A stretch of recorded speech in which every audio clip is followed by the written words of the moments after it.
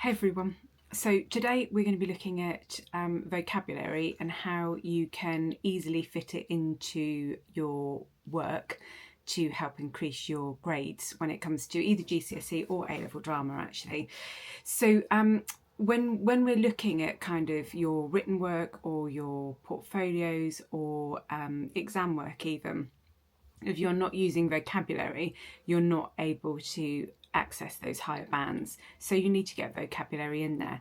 And for some of us, it can actually be really quite tricky to know how we can go about doing that, and how do we use these words, how do we put them in, and I'm sure you've been told plenty of times by your teacher, but if I've got it down in a video for you, it's something that you can either go back and look over time and time again, or you could go and get a piece of paper now and you can jot down some notes as we go along. So if you want to pause this video now and go and get some paper, now is a good time to do it.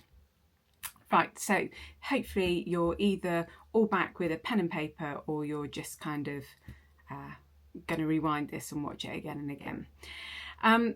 So as I said, this can be applied to your written work, it can be applied to your portfolios, it can be applied to creative logs, actually any type of written work that you do when it comes to drama. And the two types of vocabulary that we're looking at in particular for today is voice and movement.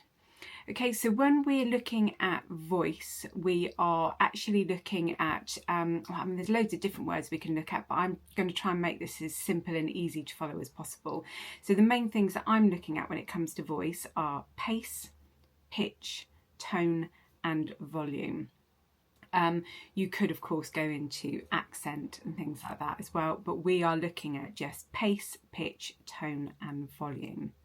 And the second thing is when we're looking at movement, just for the sake of this video and to help you getting those words in nice, quick and easy, we're looking at movement, pace, direction and proxemics.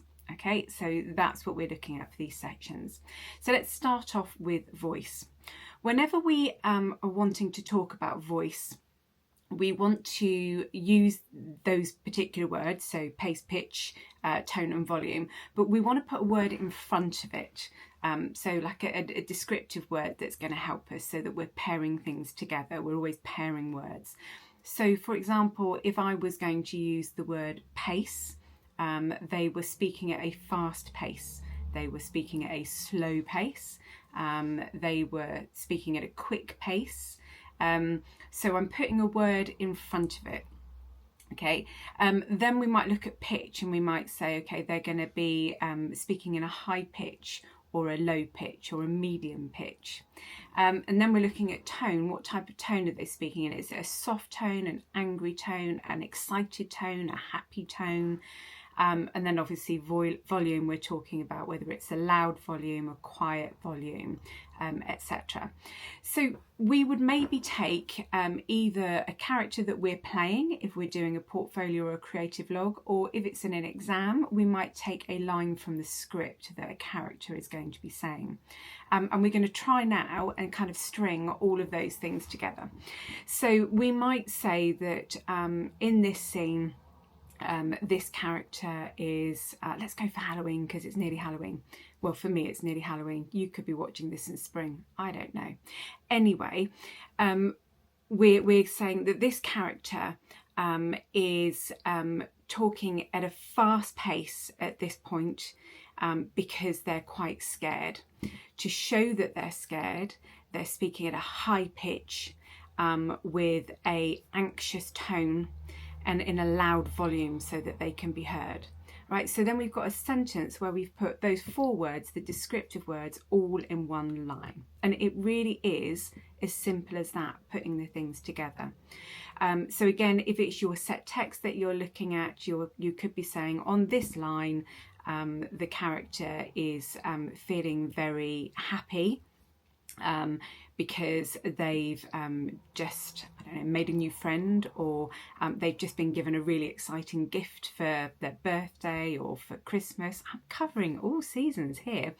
And so you might want to say, at this point they're doing this, and therefore I would use a fast pace, a high pitch to show they're excited with an excited tone, and at a high volume. Okay, so that is how we can add voice into our work. So movement, we're looking at using exactly the same thing. We're looking at what it is they're doing at the time, and we're saying, okay, they're going to have a fast movement. They're going to move down stage left, so we're saying the direction in which they're moving, and their posture is hunched over.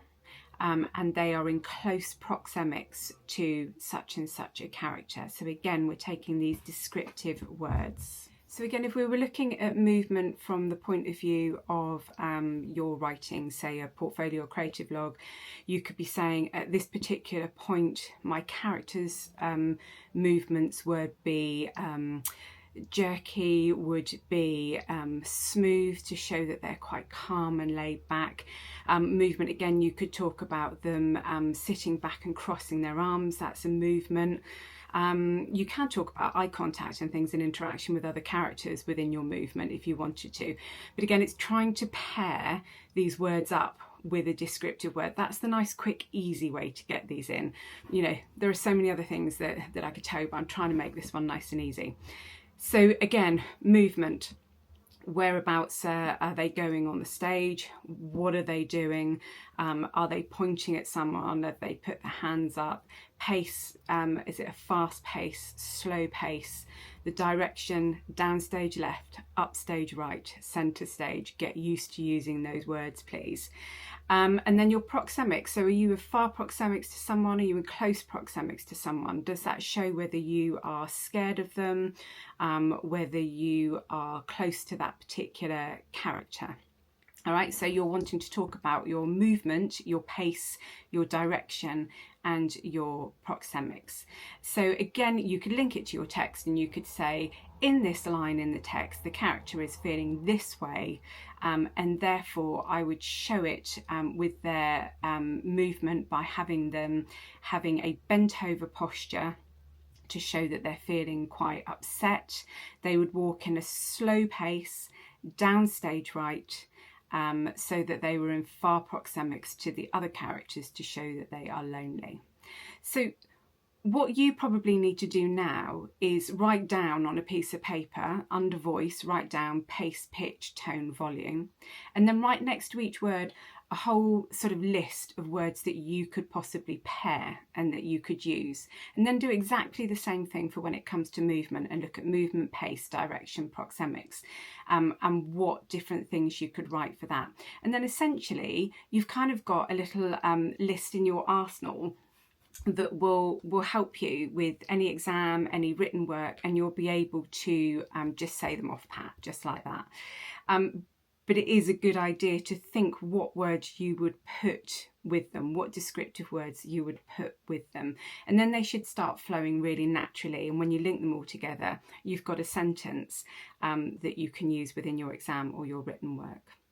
You've got to remember that you're in examined conditions a lot of the time with some of these things. And so, you know, it's not possible to have kind of vocab in every single sentence. It's unrealistic. You're in a stressful situation.